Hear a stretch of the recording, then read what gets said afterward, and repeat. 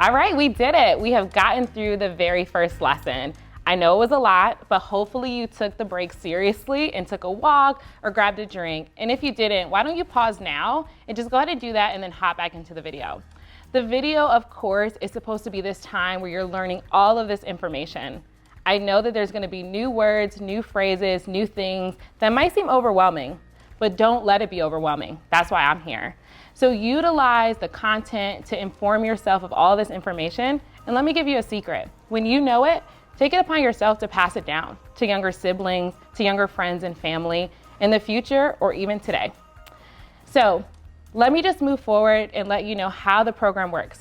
At the end of every single lesson, I'm going to give you a list of action steps that are super simple and easy to understand, just so that way you can feel like you've conquered the lesson and that you've internalized all of the content. So for today's action steps, number 1, you're going to familiarize yourself with the workbook. Go from the start to the finish, especially at the back where the table of contents, where all of the information, where you can find it, you can get to it nice and easy. In the back, you're going to have the glossary. It's going to have all the definitions that I'm going over that might feel overwhelming. Don't be afraid to peek to the back. Remember when we were younger and we had those textbooks and we had to do the definitions? We would all just go straight to the back. We never read all the content. Don't be afraid to go to the back for the cheat code.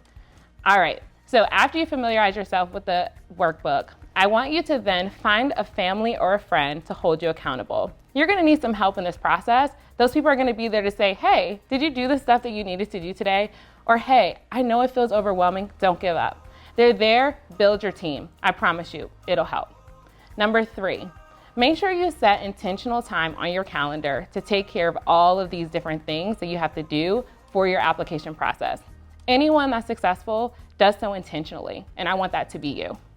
And then number 4, from the lesson, I taught you a little bit about how Google is going to be your best friend.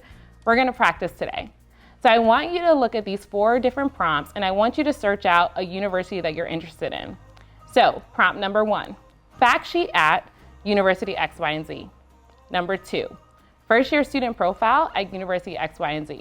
This is really going to help you to know if this school is somewhere that you feel like you're admissible. Number 3, what is the average amount of financial aid at University X, Y, and Z?